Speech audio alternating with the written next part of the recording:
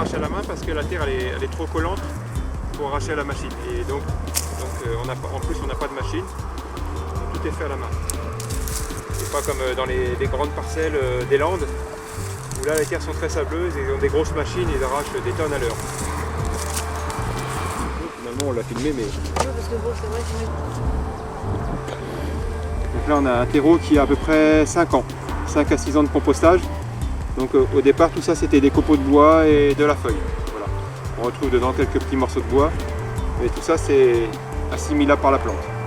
Donc c'est la nourriture du sol, tous les bactéries du sol qui sont nourries avec ça. Voilà. Ça c'est un trésor.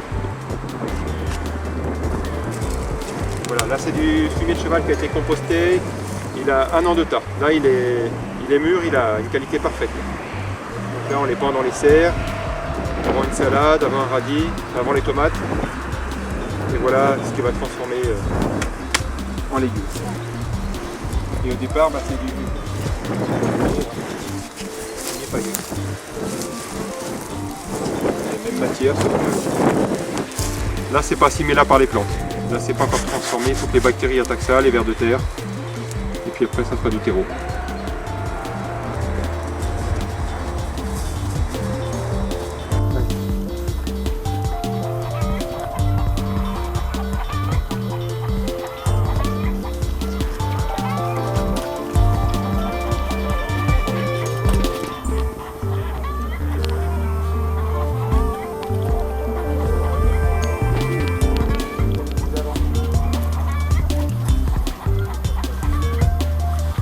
Donc là à l'automne on a planté des petits cubes. Donc dans chaque cube il y a du plant de mâche.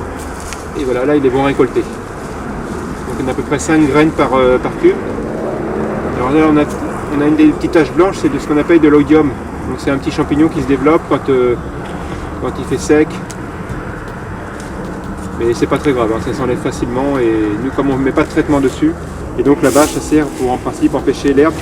Parce que sinon là tu vois entre deux on a plein d'orties. Donc il y en aurait partout. Donc il n'y en a que dans les passages de pied. Il n'y en a pas trop sur la bâche.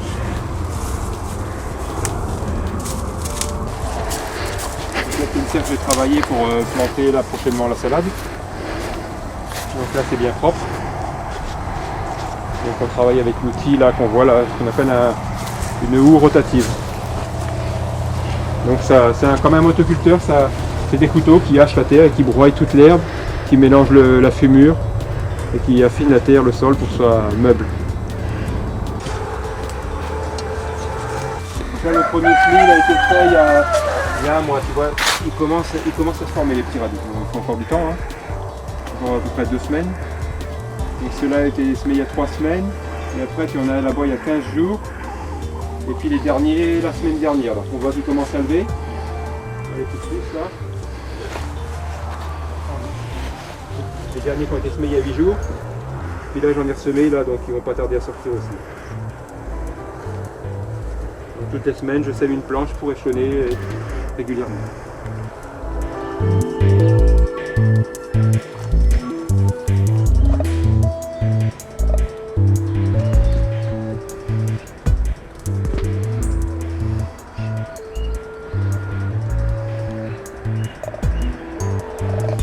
Donc là cette salade on l'a repiquée il y a 1 semaine, la semaine dernière.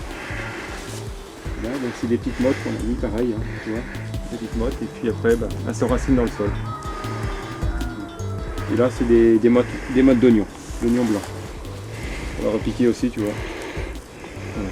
Puis dans 2 mois, 2 mois et demi on aura des petits oignons blancs, nouveaux.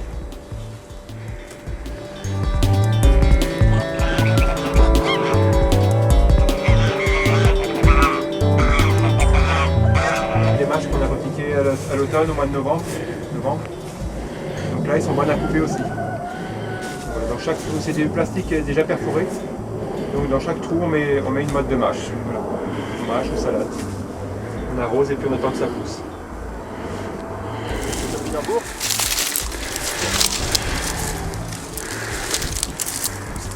C'est à pied.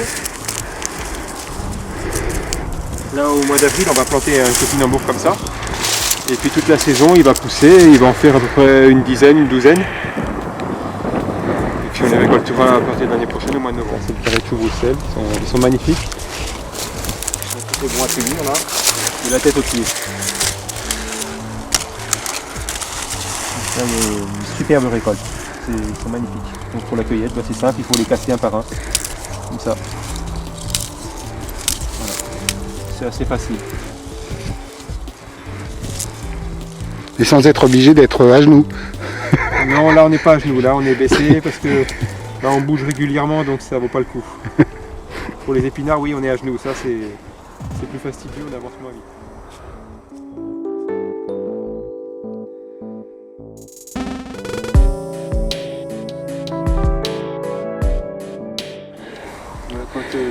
Là c'est les paysagistes qui nous ramènent ça, donc quand ils font de l'élagage, ils m'amènent tous leurs branches broyées en copeaux dans ce qu'on appelle du BRF, bois raméal fragmenté. Donc c'est toutes les branches qui sont coupées, sauf le bois d'arbre. Et avec tout ça, on le laisse en tas pendant 2, 3, 4 ans. Et on arrive à la fin à un terreau magnifique. Et en fait, on reconstitue le sol de forêt. C'est-à-dire qu'il se régénère tout seul. On n'a pas besoin de l'être humain pour vivre. Donc là, c'est des bactéries qui vont l'attaquer, des champignons et tout plein de petits insectes du sol. Et transformer ça en terreau assimilable pour l'homme, pour la culture. Donc voilà, là on a le tas de feuilles qui arrive brut comme ça. Je mets en tas à composter, donc la majorité, c'est 95% c'est de la feuille de chêne. Voilà, très bon produit. Et à la fin, on arrive ça au bout de. Celui-là il a 3 ans, donc c'est un terreau qui a 3 ans. Donc là il est mûr. Il est pratiquement assimilable. Il y a encore des petits vers qui les décomposent dedans. Je sais pas si ta caméra va aller voir là. On a plein de bestioles dedans. Et ça sent l'humus de forêt.